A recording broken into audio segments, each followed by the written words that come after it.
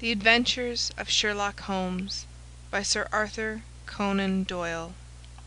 Adventure number 3. A Case of Identity. "My dear fellow," said Sherlock Holmes, as we sat on either side of the fire in his lodgings at Baker Street, "life is infinitely stranger than anything which the mind of man could invent. We would not dare to conceive the things which are really mere commonplaces of existence. If we could fly out of that window hand in hand, hover over this great city, gently remove the roofs, and peep in at the queer things which are going on, the strange coincidences, the plannings, the cross purposes, the wonderful chains of events, working through generations, and leading to the most outre results, it would make all fiction, with its conventionalities and foreseen conclusions, most stale and unprofitable." "And yet I am not convinced of it," I answered. "The cases which come to light in the papers are, as a rule, bald enough, and vulgar enough. We have in our police reports realism pushed to its extreme limits, and yet the result is, it must be confessed, neither fascinating nor artistic." "A certain selection and discretion must be used in producing a realistic effect," remarked Holmes. "This is wanting in the police report, where more stress is laid, perhaps, upon the platitudes of the magistrate than upon the details, which to an observer contain the vital essence of the whole matter. Depend upon it, there is nothing so unnatural as the commonplace." I smiled and shook my head. "I can quite understand your thinking so," I said. "Of course, in your position of unofficial adviser and helper to everybody who is absolutely puzzled, throughout 3 continents, you are brought in contact with all that is strange and bizarre. But here—" I picked up the morning paper from the ground. "Let us put it to a practical test. Here is the first heading upon which I come: 'A husband's cruelty to his wife.' There is half a column of print, but I know without reading it that it is all perfectly familiar to me. There is, of course, the other woman, the drink, the push, the blow, the bruise, the sympathetic sister or landlady. The crudest of writers could invent nothing more crude." "Indeed, your example is an unfortunate one for your argument," said Holmes, taking the paper and glancing his eye down it. "This is the Dundas separation case, and, as it happens, I was engaged in clearing up some small points in connection with it. The husband was a teetotaler, and there was no other woman, and the conduct complained of was that he had drifted into the habit of winding up every meal by taking out his false teeth and hurling them at his wife, which, you will allow, is not an action likely to occur to the imagination of the average story-teller. Take a pinch of snuff, doctor, and acknowledge that I have scored over you in your example." He held out his snuff-box of old gold, with a great amethyst in the centre of the lid. Its splendour was in such contrast to his homely ways and simple life that I could not help commenting upon it. "Ah," said he, "I forgot that I had not seen you for some weeks. It is a little souvenir from the King of Bohemia, in return for my assistance in the case of the Irene Adler papers." "And the ring?" I asked, glancing at a remarkable brilliant which sparkled upon his finger. "It was from the reigning family of Holland, though the matter in which I served them was of such delicacy that I cannot confide it even to you, who have been good enough to chronicle 1 or 2 of my little problems." "And have you any on hand just now?" I asked with interest.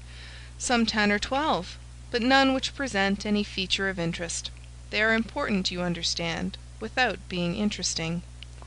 Indeed, I have found that it is usually in unimportant matters that there is a field for the observation, and for the quick analysis of cause and effect which gives the charm to an investigation.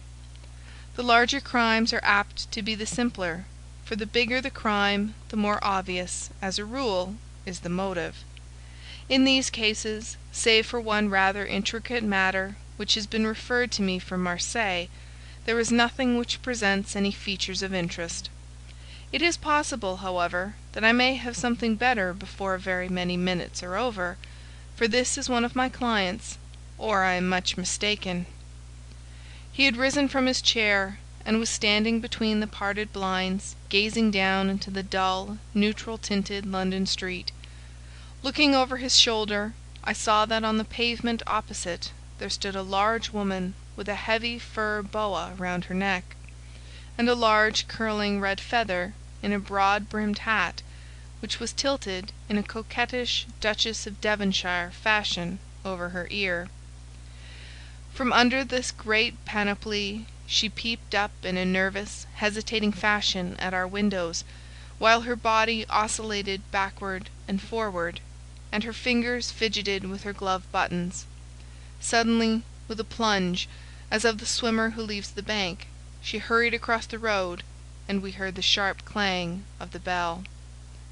"I have seen those symptoms before," said Holmes, throwing his cigarette into the fire.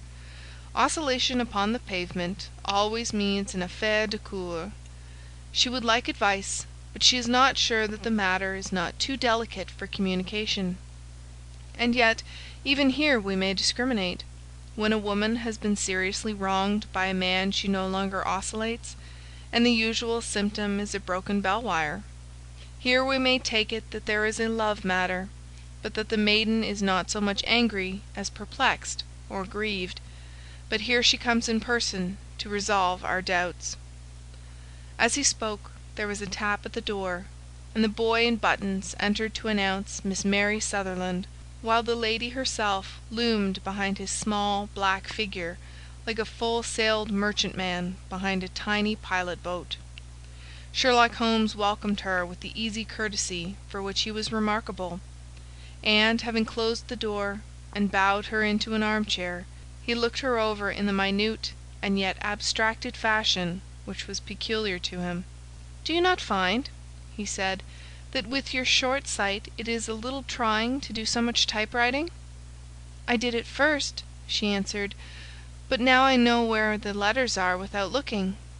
Then, suddenly realizing the full purport of his words, she gave a violent start and looked up, with fear and astonishment upon her broad, good-humoured face.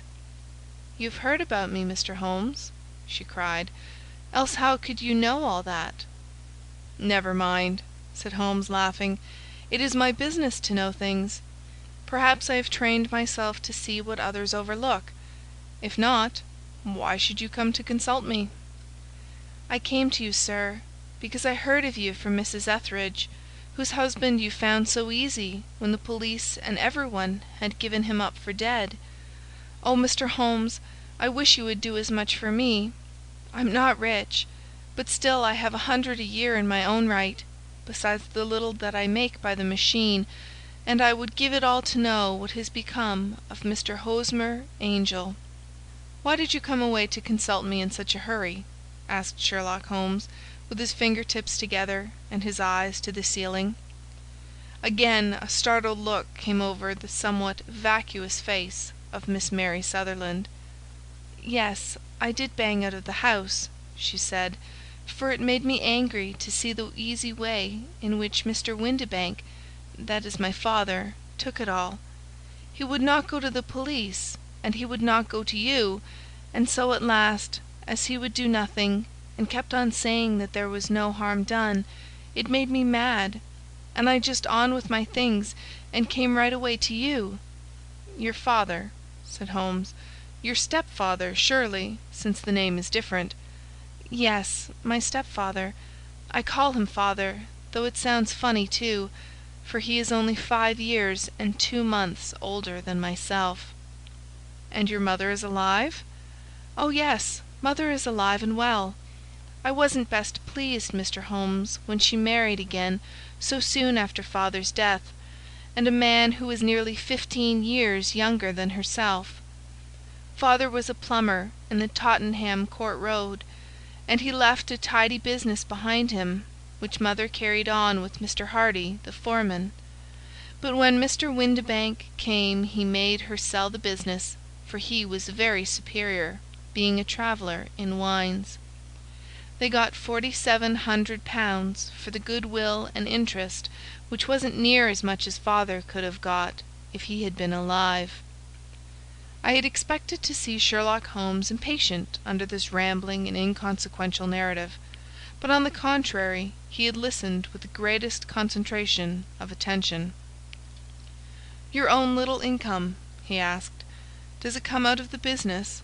"Oh no, sir. It is quite separate, and was left me by my Uncle Ned in Auckland. It is in New Zealand stock, paying 4½ per cent. £2,500 was the amount, but I can only touch the interest."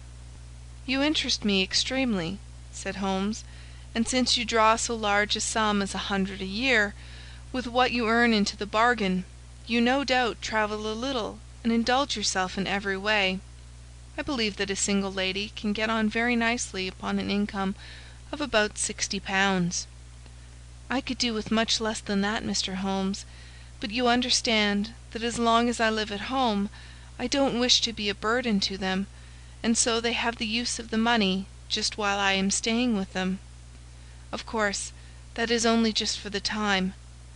Mr. Windibank draws my interest every quarter and pays it over to mother, and I find that I can do pretty well with what I earn at typewriting. It brings me 2d. a sheet, and I can often do from 15 to 20 sheets in a day." "You have made your position very clear to me," said Holmes. "This is my friend, Dr. Watson, before whom you can speak as freely as before myself. Kindly tell us now all about your connection with Mr. Hosmer Angel." A flush stole over Miss Sutherland's face, and she picked nervously at the fringe of her jacket. "I met him first at the gasfitters' ball," she said. "They used to send father tickets when he was alive, and then afterwards they remembered us, and sent them to mother. Mr. Windibank did not wish us to go. He never did wish us to go anywhere. He would get quite mad if I wanted so much as to join a Sunday school treat. But this time I was set on going, and I would go, for what right had he to prevent? He said the folk were not fit for us to know, when all father's friends were to be there. And he said that I had nothing fit to wear, when I had my purple plush that I had never so much as taken out of the drawer. At last, when nothing else would do, he went off to France upon the business of the firm, but we went, mother and I, with Mr. Hardy, who used to be our foreman, and it was there I met Mr. Hosmer Angel."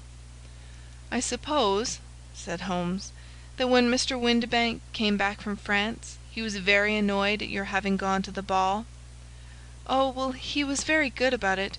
He laughed, I remembered, and shrugged his shoulders, and said there was no use denying anything to a woman, for she would have her way."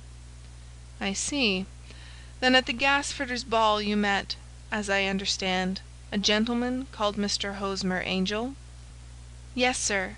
I met him that night, and he called next day to ask if we had got home all safe, and after that we had met him, that is to say, Mr. Holmes, I met him twice for walks, but after that father came back again, and Mr. Hosmer Angel could not come to the house any more." "No?" "Well, you know father didn't like anything of the sort. He wouldn't have any visitors if he could help it, and he used to say that a woman should be happy in her own family circle. But then, as I used to say to mother, a woman wants her own circle to begin with, and I had not got mine yet." "But how about Mr. Hosmer Angel? Did he make no attempt to see you?" "Well, father was going off to France again in a week, and Hosmer wrote and said that it would be safer and better not to see each other until he had gone. We could write in the meantime, and he used to write every day. I took the letters in the morning, so there was no need for father to know." "Were you engaged to the gentleman at this time?" "Oh yes, Mr. Holmes. We were engaged after the first walk that we took. Mr. Angel was a cashier in an office in Leadenhall Street, and—" "What office? That's the worst of it, Mr. Holmes. I don't know." "Where did he live, then?" "He slept on the premises." "And you don't know his address?" "No, except that it was Leadenhall Street." "Where did you address your letters, then?" "To the Leadenhall Street post office, to be left till called for. He said that if they were sent to the office, he would be chaffed by all the other clerks about having letters from a lady, so I offered to typewrite them, like he did his, but he wouldn't have that, for he said that when I wrote them they seemed to come from me, but when they were typewritten he always felt that the machine had come between us. That will just show you how fond he was of me, Mr. Holmes, and the little things that he would think of." "It was most suggestive," said Holmes. "It has long been an axiom of mine that the little things are infinitely the most important. Can you remember any other little things about Mr. Hosmer Angel?" "He was a very shy man, Mr. Holmes. He would rather walk with me in the evening than in the daylight, for he said that he hated to be conspicuous. Very retiring and gentlemanly he was. Even his voice was gentle. He'd had the quinsy and swollen glands when he was young, he told me, and it had left him with a weak throat and a hesitating, whispering fashion of speech. He was always well dressed, very neat and plain, but his eyes were weak, just as mine are, and he wore tinted glasses against the glare." "Well, and what happened when Mr. Windibank, your stepfather, returned to France?"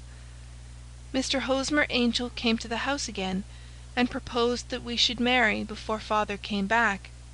He was in dreadful earnest, and made me swear, with my hands on the testament, that whatever happened I would always be true to him. Mother said he was quite right to make me swear, and that it was a sign of his passion. Mother was all in his favour from the first, and was even fonder of him than I was. Then, when they talked of marrying within the week, I began to ask about father, but they both said never to mind about father, but just to tell him afterwards, and mother said she would make it all right with him. I didn't quite like that, Mr. Holmes. It seemed funny that I should ask his leave, as he was only a few years older than me, but I didn't want to do anything on the sly, so I wrote to father at Bordeaux, where the company has its French offices, but the letter came back to me on the very morning of the wedding." "It missed him, then?" "Yes, sir, for he had started to England just before it arrived." "Ha! That was unfortunate. Your wedding was arranged, then, for the Friday. Was it to be in church?" "Yes, sir, but very quietly. It was to be at St. Saviour's, near King's Cross, and we were to have breakfast afterwards at the St. Pancras Hotel. Hosmer came for us in a hansom, but as there were two of us, he put us both into it and stepped himself into a four-wheeler, which happened to be the only other cab in the street. We got to the church first, and when the four-wheeler drove up, we waited for him to step out, but he never did, and when the cabman got down from the box and looked, there was no one there. The cabman said that he could not imagine what had become of him, for he had seen him get in with his own eyes. That was last Friday, Mr. Holmes, and I have never seen or heard anything since then to throw any light upon what became of him." "It seems to me that you have been very shamefully treated," said Holmes. "Oh, no, sir. He was too good and kind to leave me so. Why, all the morning he was saying to me that, whatever happened, I was to be true, and that even if something quite unforeseen occurred to separate us, I was always to remember that I was pledged to him, and that he would claim his pledge sooner or later. It seemed strange talk for a wedding morning, but what has happened since gives a meaning to it." "Most certainly it does. Your own opinion is, then, that some unforeseen catastrophe has occurred to him?" "Yes, sir. I believe that he foresaw some danger, or else he would not have talked so. And then I think that what he foresaw happened." "But you have no notion as to what it could have been?"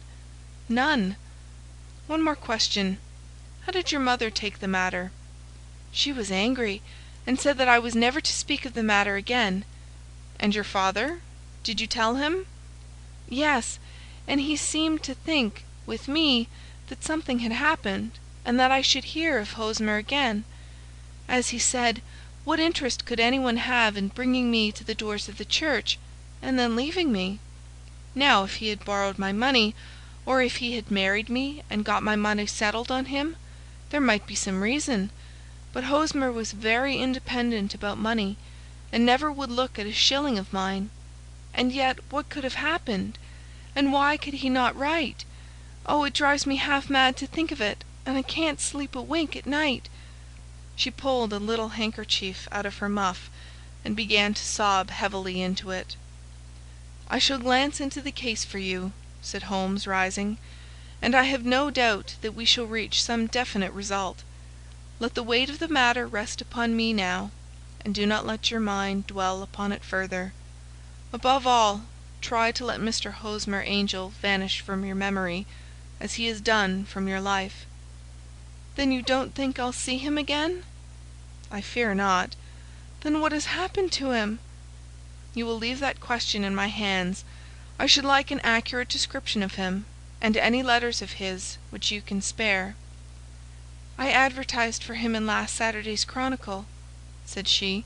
"Here is the slip, and here are 4 letters from him." "Thank you.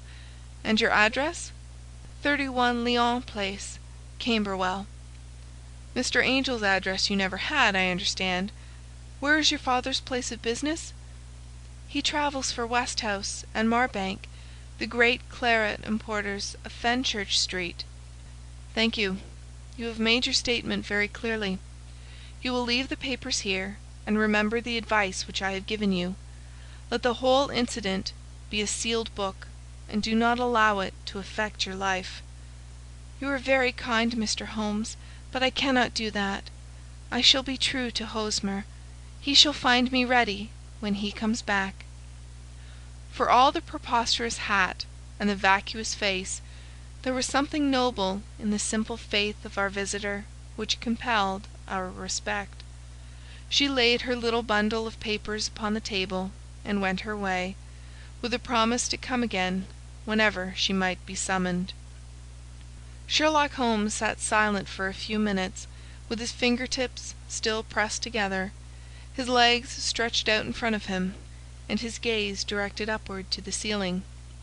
Then he took down from the rack the old and oily clay pipe, which was to him as a counsellor, and, having lit it, he leaned back in his chair, with the thick blue cloud-wreaths spinning up from him, and a look of infinite languor upon his face. "Quite an interesting study, that maiden," he observed. "I found her more interesting than her little problem, which, by the way, is rather a trite one. You will find parallel cases, if you consult my index, in Andover in '77. And there was something of the sort at The Hague last year. Old as is the idea, however, there were 1 or 2 details which were new to me, but the maiden herself was most instructive." "You appeared to read a good deal upon her, which was quite invisible to me," I remarked. "Not invisible, but unnoticed, Watson. You did not know where to look, and so you missed all that was important. I can never bring you to realize the importance of sleeves, the suggestiveness of thumb-nails, or the great issues that may hang from a bootlace. Now, what did you gather from that woman's appearance? Describe it." "Well, she had a slate-coloured, broad-brimmed straw hat, with a feather of a brickish red. Her jacket was black, with black beads sewn upon it, and a fringe of little black jet ornaments. Her dress was brown, rather darker than coffee colour, with a little purple plush at the neck and sleeves. Her gloves were greyish, and were worn through at the right forefinger. Her boots I didn't observe. She had small, round, hanging gold earrings, and a general air of being fairly well-to-do in a vulgar, comfortable, easy-going way." Sherlock Holmes clapped his hands softly together and chuckled. "'Pon my word, Watson, you are coming along wonderfully. You have really done very well indeed. It is true that you have missed everything of importance, but you have hit upon the method, and you have a quick eye for colour. Never trust to general impressions, my boy, but concentrate yourself upon details. My first glance is always at a woman's sleeve. In a man it is perhaps better first to take the knee of the trouser. As you observe, this woman had plush upon her sleeves, which is a most useful material for showing traces. The double line a little above the wrist, where the typewriter presses against the table, was beautifully defined. The sewing machine of the hand type leaves a similar mark, but only on the left arm, and on the right of it farthest from the thumb, instead of being right across the broadest part, as this was. I then glanced at her face, and observing the dint of a pince nez at either side of her nose, I ventured a remark upon short sight and typewriting, which seemed to surprise her. It surprised me. But surely it was obvious. I was then much surprised and interested on glancing down to observe that, though the boots which she was wearing were not unlike each other, they were really odd ones, the one having a slightly decorated toe-cap, and the other a plain one. One was buttoned only in the 2 lower buttons out of 5, and the other at the 1st, 3rd, and 5th. Now when you see that a young lady, otherwise neatly dressed, has come away from home with odd boots, half buttoned, it is no great deduction to say that she came away in a hurry. "And what else?" I asked, keenly interested, as I always was, by my friend's incisive reasoning. I noted in passing that she had written a note before leaving home, but after being fully dressed. You observed that her right glove was torn at the forefinger, but you did not apparently see that both glove and finger were stained with violet ink. She had written in a hurry and dipped her pen too deep.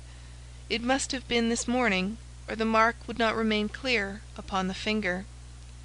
All this is amusing, though rather elementary, but I must go back to business, Watson. Would you mind reading me the advertised description of Mr. Hosmer Angel? I held the little printed slip to the light. "Missing," it said, "on the morning of the 14th, a gentleman named Hosmer Angel, about 5 feet 7 inches in height, strongly built, sallow complexion, black hair, a little bald in the centre, bushy black side whiskers and moustache, tinted glasses, slight infirmity of speech, was dressed when last seen in black frock coat faced with silk, black waistcoat, gold Albert chain, and grey Harris tweed trousers, with brown gaiters over elastic-sided boots, known to have been employed in an office in Leadenhall Street. Anybody bringing—" "That will do," said Holmes. "As to the letters," he continued, glancing over them, "they are very commonplace. Absolutely no clue in them to Mr. Angel, save that he quotes Balzac once. There is a remarkable point, however, which will no doubt strike you." "They are typewritten," I remarked. "Not only that, but the signature is typewritten. Look at the neat little Hosmer Angel at the bottom. There is a date, you see, but no superscription except Leadenhall Street, which is rather vague. The point about the signature is very suggestive.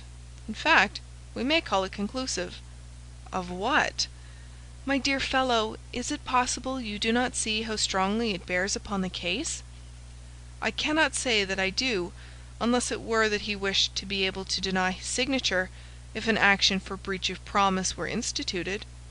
No, that was not the point. However, I shall write 2 letters which should settle the matter. One is to a firm in the city, the other is to the young lady's stepfather, Mr. Windibank, asking him whether he can meet us here at 6 o'clock tomorrow evening. It is just as well that we should do business with the male relatives. And now, doctor, we can do nothing until the answers to those letters come, so we may put our little problem upon the shelf for the interim." I had had so many reasons to believe in my friend's subtle powers of reasoning and extraordinary energy in action, that I felt that he must have some solid grounds for the assured and easy demeanour with which he treated the singular mystery which he had been called upon to fathom. Once only had I known him to fail. in the case of the King of Bohemia and of the Irene Adler photograph. But when I looked back to the weird business of the sign of 4, and the extraordinary circumstances connected with the study in scarlet, I felt that it would be a strange tangle indeed which he could not unravel. I left him then, still puffing at his black clay pipe, with the conviction that when I came again on the next evening, I would find that he held in his hands all the clues which would lead up to the identity of the disappearing bridegroom of Miss Mary Sutherland. A professional case of great gravity was engaging my own attention at the time, and the whole of next day I was busy at the bedside of the sufferer. It was not until close upon 6 o'clock that I found myself free, and was able to spring into a hansom and drive to Baker Street, half afraid that I might be too late to assist at the denouement of the little mystery. I found Sherlock Holmes alone, however, half asleep, with his long, thin form curled up in the recesses of his armchair. A formidable array of bottles and test tubes, with the pungent cleanly smell of hydrochloric acid, told me that he had spent his day in the chemical work which was so dear to him. "Well, have you solved it?" I asked as I entered. "Yes, it was the bisulphate of baryta." "No, no, the mystery!" I cried. "Oh, that! I thought of the salt that I have been working upon." "There was never any mystery in the matter, though, as I said yesterday, some of the details are of interest. The only drawback is that there is no law, I fear, that can touch the scoundrel." "Who was he, then, and what was his object in deserting Miss Sutherland?" The question was hardly out of my mouth, and Holmes had not yet opened his lips to reply, when we heard a heavy footfall in the passage, and a tap at the door. "This is the girl's stepfather, Mr. James Windibank," said Holmes. "He has written to me to say that he would be here at 6. Come in." The man who entered was a sturdy, middle-sized fellow, some 30 years of age, clean-shaven and sallow-skinned, with a bland, insinuating manner, and a pair of wonderfully sharp and penetrating grey eyes. He shot a questioning glance at each of us, placed his shiny top hat upon the sideboard, and with a slight bow sidled down into the nearest chair. "Good evening, Mr. James Windibank," said Holmes. "I think that this typewritten letter is from you, in which you made an appointment with me for 6 o'clock?" "Yes, sir.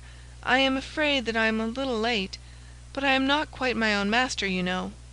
I am sorry that Miss Sutherland has troubled you about this little matter, for I think it is far better not to wash linen of the sort in public. It was quite against my wishes that she came, but she is a very excitable, impulsive girl, as you may have noticed, and she is not easily controlled when she has made up her mind on a point. Of course, I did not mind you so much, as you are not connected with the official police, but it is not pleasant to have a family misfortune like this noised abroad. Besides, it is a useless expense, for how could you possibly find this Hosmer Angel?" "On the contrary," said Holmes quietly, "I have every reason to believe that I will succeed in discovering Mr. Hosmer Angel." Mr. Windibank gave a violent start and dropped his gloves.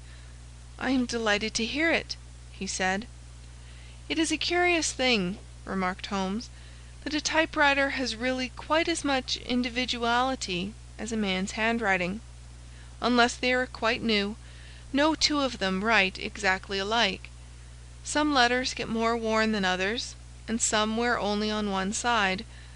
Now you remark in this note of yours, Mr. Windibank, that in every case there is some little slurring over of the E, and a slight defect in the tail of the R. There are 14 other characteristics, but those are the most obvious." "We do all our correspondence with this machine at the office, and no doubt it is a little worn," our visitor answered, glancing keenly at Holmes with his bright little eyes. "And now I will show you what is really a very interesting study, Mr. Windibank," Holmes continued. "I think of writing another little monograph some of these days on the typewriter and its relation to crime. It is a subject to which I have devoted some little attention. I have here 4 letters which purport to come from the missing man. They are all typewritten. In each case, not only are the E's slurred and the R's tailless, but you will observe, if you care to use my magnifying lens, that the other 14 characteristics to which I have alluded are there as well." Mr. Windibank sprang out of his chair and picked up his hat. "I cannot waste time over this sort of fantastic talk, Mr. Holmes," he said. "If you can catch the man, catch him, and let me know when you have done it." "Certainly," said Holmes, stepping over and turning the key in the door. "I let you know, then, that I have caught him." "What? Where?" shouted Mr. Windibank, turning white to his lips and glancing about him like a rat in a trap. "Oh, it won't do, really it won't," said Holmes, suavely. "There is no possible getting out of it, Mr. Windibank. It is quite too transparent, and it was a very bad compliment when you said that it was impossible for me to solve so simple a question. That's right. Sit down and let us talk it over." Our visitor collapsed into a chair, with a ghastly face and a glitter of moisture on his brow. It's not actionable," he stammered. "I am very much afraid that it is not. But between ourselves, Windibank, it was as cruel and selfish and heartless a trick, in a petty way, as ever came before me. Now let me just run over the course of events, and you will contradict me if I go wrong." The man sat huddled up in his chair, with his head sunk upon his breast, like one who is utterly crushed. Holmes stuck his feet up on the corner of the mantelpiece, and, leaning back with his hands in his pockets, began talking, rather to himself, as it seemed, than to us. "The man married a woman very much older than himself for her money," said he, "and he enjoyed the use of the money of the daughter as long as she lived with them. It was a considerable sum for people in their position, and the loss of it would have made a serious difference. It was worth an effort to preserve it. The daughter was of a good, amiable disposition, but affectionate and warm-hearted in her ways, so that it was evident that with her fair personal advantages and her little income, she would not be allowed to remain single long. Now her marriage would mean, of course, the loss of 100 a year. So what does her stepfather do to prevent it? He takes the obvious course of keeping her at home and forbidding her to seek the company of people her own age. But soon he found that that would not answer forever. She became restive, insisted upon her rights, and finally announced her positive intention of going to a certain ball. What does her clever stepfather do then? He conceives an idea more creditable to his head than to his heart. With the connivance and assistance of his wife, he disguised himself, covered those keen eyes with tinted glasses, masked the face with a moustache and a pair of bushy whiskers, sunk that clear voice into an insinuating whisper, and doubly secure on account of the girl's short sight, he appears as Mr. Hosmer Angel, and keeps off other lovers by making love himself." "It was only a joke at first," groaned our visitor. "We never thought that she would have been so carried away." "Very likely not. However that may be, the young lady was very decidedly carried away, and, having quite made up her mind that her stepfather was in France, the suspicion of treachery never for an instant entered her mind. She was flattered by the gentleman's attentions, and the effect was increased by the loudly expressed admiration of her mother. Then Mr. Angel began to call, for it was obvious that the matter should be pushed as far as it would go if a real effect were to be produced. There were meetings and an engagement which would finally secure the girl's affections from turning towards anyone else. But the deception could not be kept up forever. These pretended journeys to France were rather cumbrous.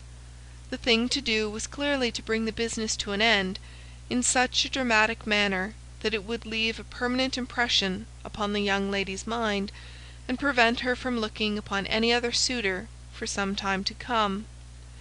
Hence those vows of fidelity exacted upon a testament, and hence also the allusions to a possibility of something happening on the very morning of the wedding. James Windibank wished Miss Sutherland to be so bound to Hosmer Angel, and so uncertain as to his fate, that for 10 years to come, at any rate, she would not listen to another man. As far as the church door he brought her, and then, as he could go no farther, he conveniently vanished away, by the old trick of stepping in at one door of a four-wheeler, and out at the other.